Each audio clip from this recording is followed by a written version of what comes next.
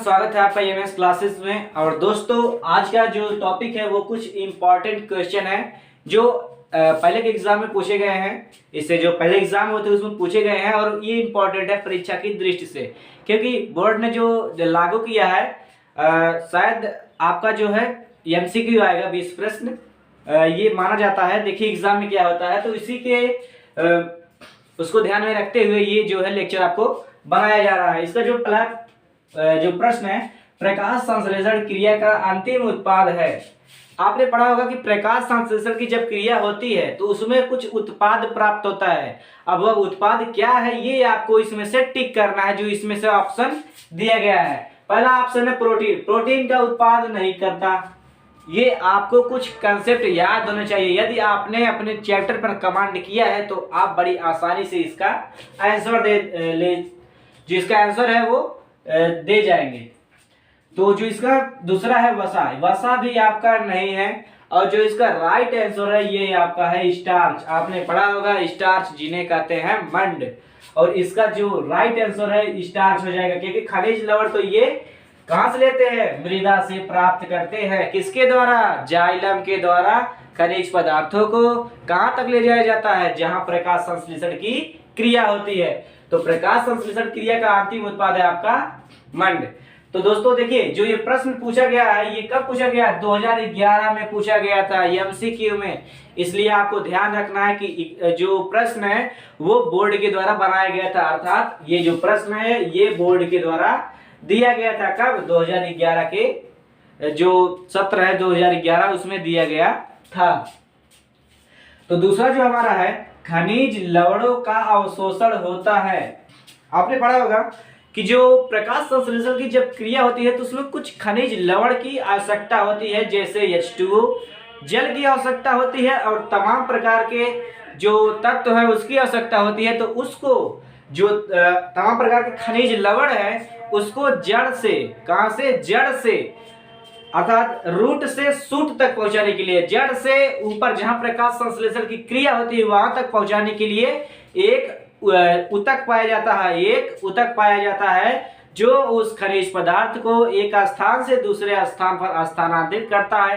तथा जब खनिज पदार्थ का निर्माण होता है तो वह खनिज पदार्थों को एक स्थान से दूसरे स्थान, अर्थात जो पादप है उसके प्रत्येक भाग में पहुंचाकर उस पादप का जो विकास है जिससे पादप का निरंतर विकास होता रहता है। तो इसमें दिया गया है खनिज लवणों का अवशोषण होता है। और जो ये प्रश्न है आपको पूछा गया था 2009 में। यदि आप 2009 का पेपर देखें तो उसमें ये क्वेश्चन आपको मिलेगा।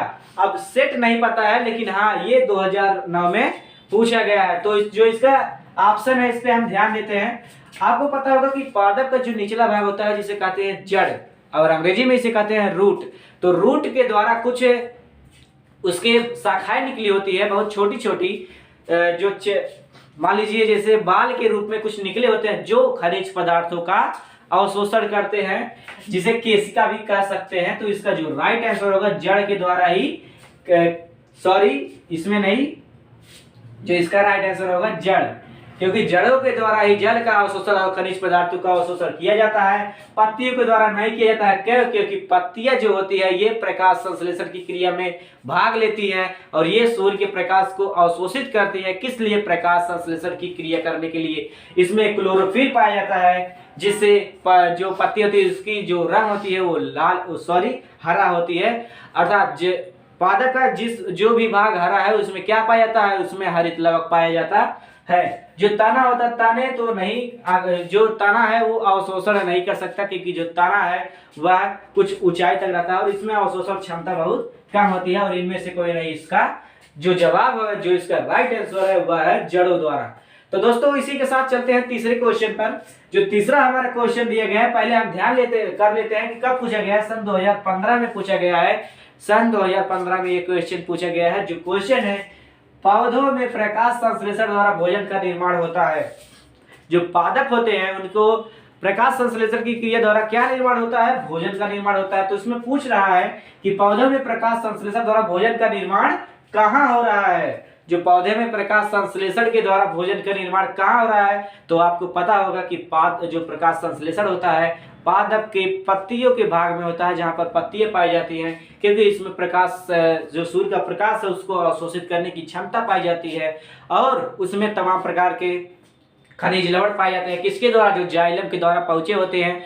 तो उसके स्थान पर क्या होता है, प्रकाश संश्लेषण की क्रिया द्वारा भोजन का निर्माण होता है। तो जो इसका राइट आंसर होगा पत्ती में, क्योंकि आपको पता है जल की सिर्फ क्या करता है, जल सिर्फ करता है अवशोषण का काम, और जो जाइलम कार्य करता है अवशोषित किए हुए खनिज पदार्थों को पहुंचाने का काम। बाकी भोजन बनाने का काम जो होता है वह पत्तियों के द्वारा होता है।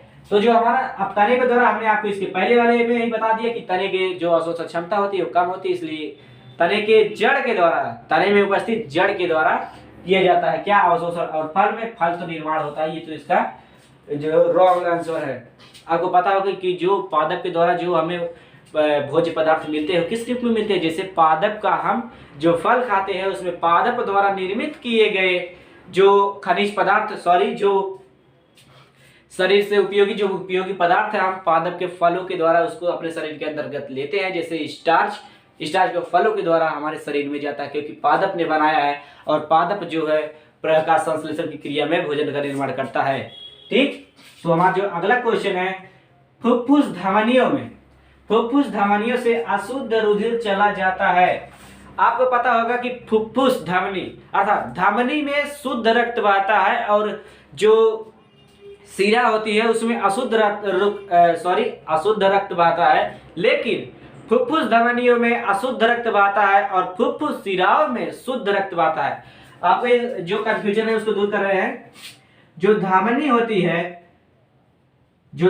है इसमें क्या कौन सा रुधिर बहता है, इसमें शुद्ध रुधिर बहता है, और जो सिरा होती है इसमें क्या कौन सा अशुद्ध रुधिर। और ये एग्जाम के पॉइंट ऑफ व्यू से बहुत इंपॉर्टेंट क्वेश्चन है, ये मोस्ट इंपॉर्टेंट क्वेश्चन है, क्योंकि इस पे संभावना बनती है सवाल। इसके पहले के जो क्वेश्चन है उसमें भी ये पूछे गए थे। अब पूछ लेगा कि धमनी में तो शुद्ध रक्त बहता है, लेकिन कौन सी ऐसी धमनी है जिसमें अशुद्ध रक्त बहता है।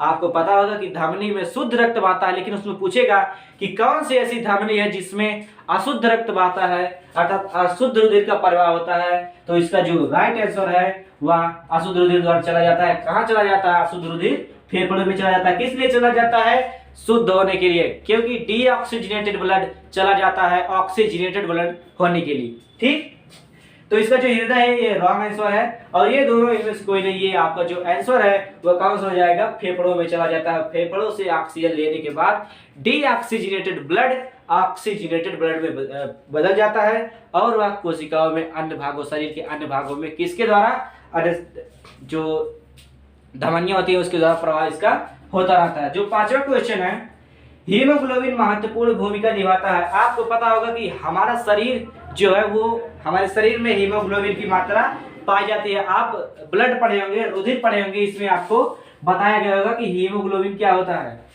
इसमें जो हीमोग्लोबिन का बहुत महत्वपूर्ण काम जो करता है वह करता है ट्रांसपोर्ट ऑक्सीजन, अर्थात ऑक्सीजन को एक स्थान से दूसरे स्थान पर ले जाने का कार्य कौन करता है, जो हमारा होता है हीमोग्लोबिन। और हीमोग्लोबिन क्या करता है, ये हीमोग्लोबिन जो आपका हीमोग्लोबिन है यह क्या करता है, ये ऑक्सीजन से रिएक्शन करके, अर्थात ऑक्सीजन से रिएक्ट करके, ऑक्सीजन से जब रिएक्ट करता है तो किसमें परिवर्तित हो जाता है, या हिम ऑक्सीजन में परिवर्तित हो जाता है। किसमें, हिम ऑक्सीजन। जो आपका क्या हीमोग्लोबिन जो ऑक्सीजन से क्रिया करके हिम ऑक्सीजन या ऑक्सी हीमोग्लोबिन बना लेता है। क्या, ऑक्सी हीमोग्लोबिन बना लेता है। ऑक्सी हीमोग्लोबिन या ऑक्सीजन से रिएक्शन करके ऑक्सी हीमोग्लोबिन बना लेता है। लेकिन जब ये कोशिकाओं में पहुंचता है तो यह हीमोग्लोबिन और ऑक्सीजन में टूट जाता है। हीमोग्लोबिन अब प्लस ऑक्सीजन में टूट जाता है, और जो ऑक्सीजन होता है यह कहाँ चले जाता है, ये कोशिकाओं में चली जाती है। जो ऑक्सीजन होता है या कोशिकाओं में चली जाती है, और कोशिकाओं से कोशिकाओं से या CO2 को लेकर पुनः ऑक्सीजन अर्थात जो डीऑक्सीजनेटेड ब्लड होता है वह तुरंत लेकर फेफड़ा में पहुंच जाता है, जिससे वह शुद्ध हो जाता है। इसका कार्य क्या होता है? इसका बहुत महत्वपूर्ण कार्य जो होता है वह ट्रांसपोर्ट ऑक्सीजन। तो ऑक्सीजन श्वसन की प्रक्रिया में ऑक्सीजन का कार्य होता है, तो इसका जो राइट आंसर हो जाएगा श्वसन में। दोस्तों आई होप ये लेक्चर आपको समझ में आ रहा होगा। इसके आगे के क्वेश्चन हम कर रहे हैं। जो हमारा लास्ट क्वेश्चन है, लास्ट क्वेश्चन है, इसके बाद एक क्वेश्चन है, लास्ट ही क्वेश्चन है। वसा में घुलनशील विटामिन है, वसा में घुलनशील विटामिन है, तो इसका जो ऑप्शन दिया गया है, पहला रेटिनॉल, दूसरा थायमिन, तीसरा ये दोनों, चौथा इनमें से कोई नहीं। और ये जो प्रश्न पूछा गया है 2010 में पूछा गया है, तो वसा में घुलनशील जो विटामिन है वो रेटिनॉल है। रेटिनॉल इसका राइट आंसर हो जाएगा। दोस्तों आप इस क्वेश्चन को अच्छे से पढ़िए, क्योंकि इसमें चांस बनते हैं एग्जाम में आने के लिए। क्योंकि देखिए ये 2011 में पूछा गया और ये 2009 में पूछा गया, ये 2015 में पूछा गया है, 2011 में पूछा गया है और ये 2010 में पूछा गया है। तो इसमें से संभावनाएं बनती है, क्योंकि बोर्ड ने इस प्रश्नों पर विचार किया होगा, जिस विचार करने के बाद इस प्रश्नों को प्रश्न पत्र में व्यवस्थित किया है। तो दोस्तों आई होप आपको लेक्चर समझ में आया होगा। यदि यह लेक्चर आपको समझ में आया तो वीडियो को लाइक करके, चैनल को सब्सक्राइब करके इस वीडियो को शेयर कर दीजिए, क्योंकि जिसकी इसकी आवश्यकता है, जो स्टूडेंट की इसकी आवश्यकता है, अब आप उसके पास तक इसे पहुंचाइए, क्योंकि उसका भी सहायता हो सके। तो आई होप दोस्तों ये लेक्चर आपको समझ में आया होगा। तो यदि आपको कोई डाउट है, कोई टॉपिक नहीं समझ में आया है, तो आप कमेंट बॉक्स में कर सकते हैं। उस